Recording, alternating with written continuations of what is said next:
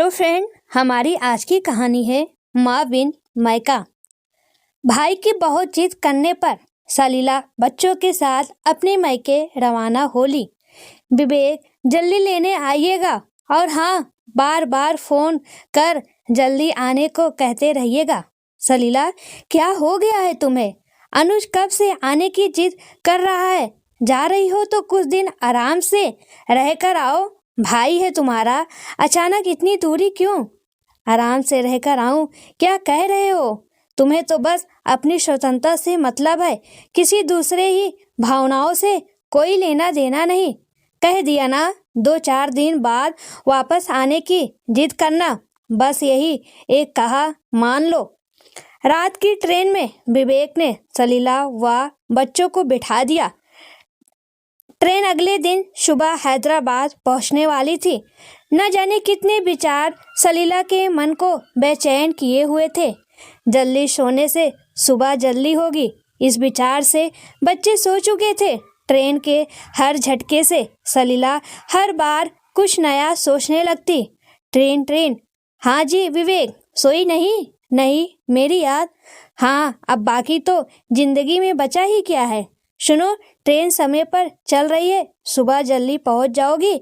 ऐसा करता हूँ, अनुज को फोन करके आने को कह देता हूँ। नहीं नहीं, उसकी कोई जरूरत नहीं है, मैं कैब बुक करवा खुद पहुंच जाऊंगी। आप सो जाइए, सुबह घर पहुंचकर बात करते हैं।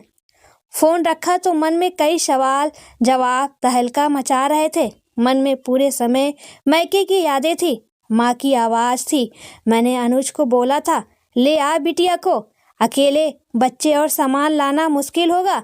दुष्ट हिला भी नहीं, पहली बार थोड़ी आ रही है, सारे गली मोहल्ले से परिचित है।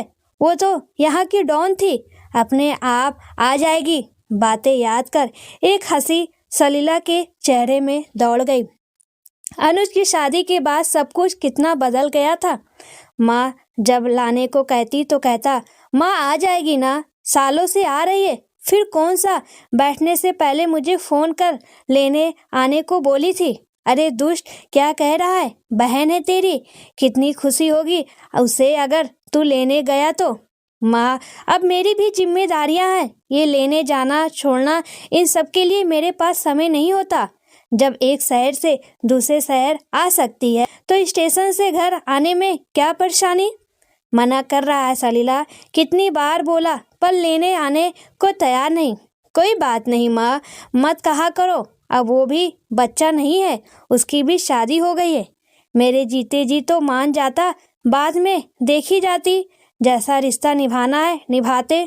छोड़ो ना माँ, क्यों बात का बतंगड़ बनाना, मैं आ जाऊंगी अपने आप, मत कहा करो उसे। न जाने कितनी बातें उसके मानस पटल पर दौड़ने लगी। जबरन आंख बंद कर नींद से मुलाकात करने की कोशिश अंततः सफल हुई। सुबह अचानक घबराकर उठी तो देखा सही समय पर नींद खुली है। गाड़ी स्टेशन पर दौड़ रही थी। बाहर झांक देखा तो हैदराबाद लिखा था। बच्चों उठो बेटा, चलो हमें उतरना है, जल्दी करो, नीचे उतर कैब बुक करवा लेंगे। अलसाई आंखों से बच्चे अपना अपना सामान ले खड़े हो गए। मन में सोचने लगी, अभी तक माँ 10 बार फोन कर देती थी, पता नहीं घर का माहौल कैसा होगा, जाते ही किससे सामना होगा, वो अपना सामान कौन से कमरे में रखेगी, और भी ना जाने क्या क्या। जैसे ही बच्चों को उतार अटैची बाहर निकालने लगी, अटैची का वजन कुछ कम सा लगा। ला ये मुझे दे दे, कुछ और सामान है तो वो ले आ। तू इतनी सुबह क्या जरूरत थी? पहले तो कहते कहते भी औरों को उतरने दे, बाकी बातें आराम से बैठकर करना। दोनों स्टेशन को चीरते हुए बिल्कुल मौन चलते रहे। बच्चे मामा से दुनिया भर की बातें करने में लग गए। सामान कार में रख अनुज ने सलीला के लिए आगे वाली सीट का दरवाजा खोल दिया। कैसी है? भाई के पूछते ही एक आंसू टपक पड़ा। मन आया सीने से लग जोर जोर से रो दे।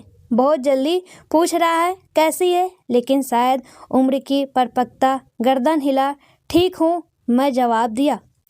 इतनी ठंड में लेने आने की क्या जरूरत थी? कल तक माँ लाने की जिद करती थी तो कहता था डॉन है, आ जाएगी। अब इतनी चिंता क्यों? अपनी डॉन पर विश्वास नहीं रहा? छोटे मोटे शिकवे शिकायतों में घर आ गया।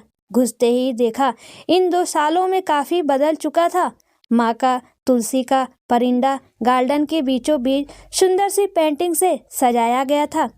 सोच रही थी कितनी बड़ी हो गई हूँ, वरना ऑटो से उतरते ही मामा चिल्लाकर दौड़ी चली जाती थी। नजर उठा घर की देहली देखी, आज वहाँ कोई रौनक न थी। उस देहली की रौनक तो माँ हुआ करती थी। जैसे ही दरवाज़ा खोला, भाभी व बच्चों ने जोर से हल्ला मचाया, वेलकम होम। यकीनन ऐसा स्वागत इससे पहले मायके में कभी नहीं हुआ था। बच्चे भाभी न जाने कितनी पुरानी बातें करते रहे। दी ये लीजिए आपकी पसंद की अदरक वाली कड़क चाय। बच्चे भी ननिहाल बहुत खुश थे। बातों बातों में समय का पता ही नहीं चला। सारी खुशियां भी कोई कमी नहीं रही। लेकिन सलीला का मन बस एक जने को ढूंढ रहा था, माँ की मौजूदगी को, उनके एहसास को। बिन माँ मायका कैसे हो सकता है। जैसे ही अंदर गई, बरामदे में माँ की तस्वीर लगी थी, वहीं खड़ी हो गई।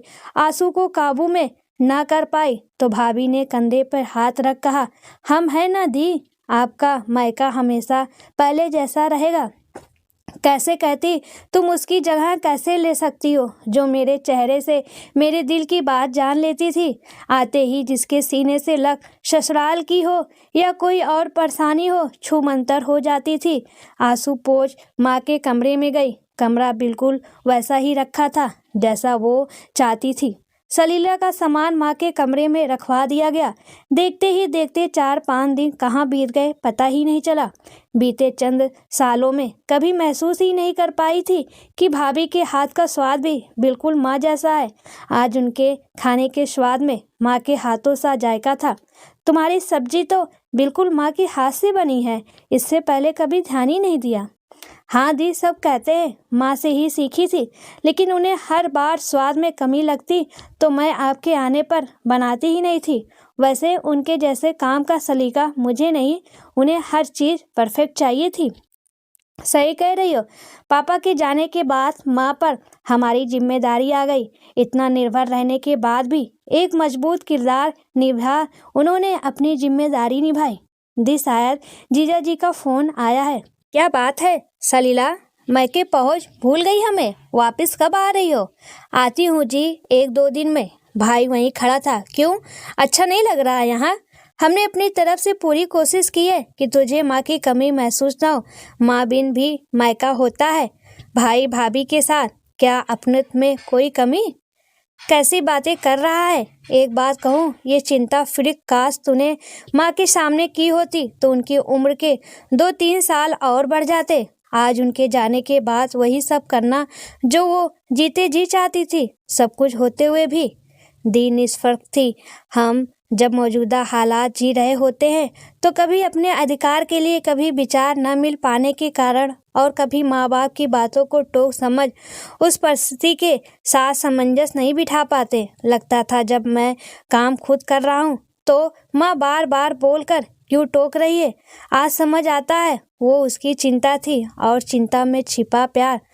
हम बड़े हो गए थे पर शायद उसके लिए तो बच्चे ही थे। ये सब उसके जाने के बाद समझ आया। लेकिन तू है ना बिल्कुल माँ जैसी। सलीला को अजय की बातों में सच का आईना दिख रहा था। पूरे दिन मन भारी था। देखते ही देखते 15 दिन बीत गए। मायके की हर चीज में माँ की मौजूदगी आज भी थी। कल रवानगी थी, शायद इसलिए मन बुझा बुझा सा था। सब देर रात तक बातचीत करते रहे। अचानक भाभी को याद आया, अरे दी, माँ के कमरे में उनका एक बक्सा रखा है। वो शायद उनका सबसे अजीज बक्सा था।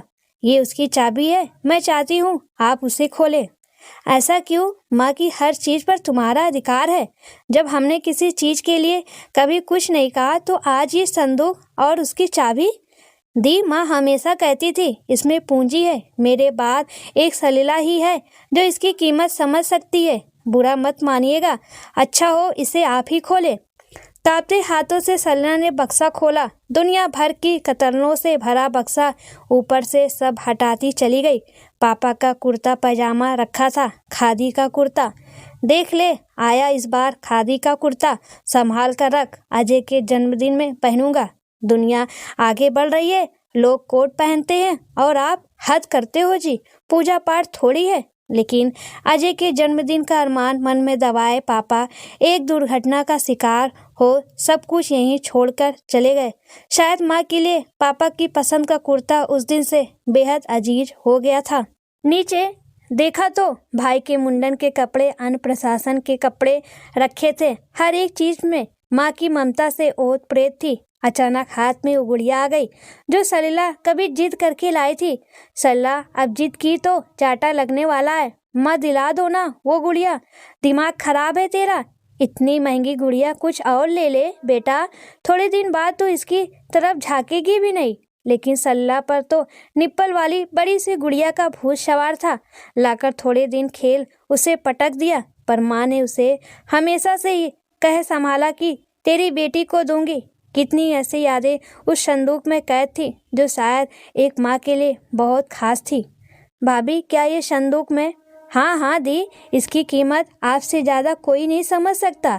देर रात तक बात कर सब सो गए। सलीला मध्यम रोशनी में दीवार पर लगी माँ की तस्वीर को देखती रही। कहाँ चली गई माँ? सब कुछ होते हुए भी तुम्हारी कमी कोई पूरा नहीं कर सकता। पलक झपकते ही माँ साथ थी। सलीला सारा सामान रख लिया ना? ये देख, ये साड़ी तेरे लिए रखी थी, रख ले इसे। माँ ये तो तुम्हें मामा ने दी थी, तुम पहनना। नहीं, मैं पहनूं या तू, एक ही बात है। मैं ये रंग कहाँ पहनती हूँ, उसी दिन तेरे लिए रख दी थी। ये ले, ये अचार की शीशी भी रख। माँ भाभी क्या कहेगी? कोई कुछ नहीं कहेगा। ये मैंने चुपचाप तेरे पसंद की डाल कर रख दी थी, रख ले बैग में। शुभा विदाई दी चुपके से, पर्स निकाल एक रुमाल में लगी गांठ खोलने लगी और कुछ पैसे निकाल बिटिया के हाथ में रख दिया। ये क्यों माँ, इतना कुछ तो दे दिया। मेरा आशीर्वाद है बेटा, अभी पापा होते तो बिना कहे कितना कुछ करते। चल जल्दी कर, कुछ खाए बिना घर से नहीं निकलने दूंगी। ससुराल में ऊंच नीच हो तो बात वहीं दबा देना, खुश रहना। और इतना कहे माँ ने प्यार भरी झप्पी दे दी। सलीला सोती रहेगी, ट्रेन का टाइम हो गया है। हाँ माँ, कहे जैसे ही आँख खोली भाभी सामने खड़ी थी। मन में आया कह दे कि उठाया भाभी माँ के संगिध में थी। फटाफट उठ तैयार हुई भाभी ने नाश्ता करवा विदा किया। भाई भी पीछे खड़ा था। दी आती रहना, जल्दी जल्दी आना। सीने से लग दोनों के आंसू छलक पड़े। कभी पराया मत समझना, तेरे मायके में तेरा सम्मान हमेशा इसी तरह हम होगा, ये एक भाई का वादा है। मुस्कुरा माँ की फोटो को प्रणाम कर जाने लगी। जा रही हूँ माँ, आज तेरे बगैर मायका क्या होता है ये जान लिया। तुम सिर्फ आंखों से दूर हुई हो, तुम्हारी मौजूदगी तो मायका शब्द में है। घर पहुँच गुमसुम बैठी थी। क्या मैडम, तुम तो 2-4 दिन में आने वाली थी, भाई के मुंह में बंद कर रह गई। खूब आवा भगत कर दी भाई ने, सारे गिले शिकवा लगता है दूर हो गए हैं। तुम तो जाने से पहले घबरा रही थी, कैसा लगा माँ बिन मायका? आंखों में आंसू लिए भरे गले से बोली। माँ बिन मायका नहीं होता, उसकी मनुहार टाट प्यार सब अपने आप में अनूठा होता है। उसका गले लगना, उसकी बातों में अपना बचपन जी लेना, अपने बच्चे की पसंद नापसंद सब मायके में माँ पूरा करती है। बेशक अजय ने पूरी कोशिश की उनकी कमी ना खले, लेकिन वही बातें ये एहसास करा गई कि कल तक कुछ भी बोल देने वाला लाड झगड़ अपना प्यार जताने वाला भाई आज जिम्मेदारियों में बंद मुझसे कितना दूर हो गया है। जिन बातों के लिए माँ ताने देती थी फिर भी वो उन्हें पूरा नहीं करता था, आज उन्हीं सब बातों का ख्याल रख जानती हूँ वो अपनी जिम्मेदारी निभा रहा है। था माँ के जाने से मेरा भाई दूर हो गया, उसकी जगह एक जिम्मेदार पति पिता और रिश्ता निभाने वाला भाई खड़ा था। आंसू पोंछ बोली, माँ बिन मायका कैसा जी? माँ बिन मायके की कल्पना करने से भी रूह कांपती है। आते आते कह रहा था जल्दी आना, यही तो मायके की दूरी का आभास हुआ। पहले मन में जाने की एक उत्सुकता थी। माँ हर घड़ी कहती लाडो कब आ रही है?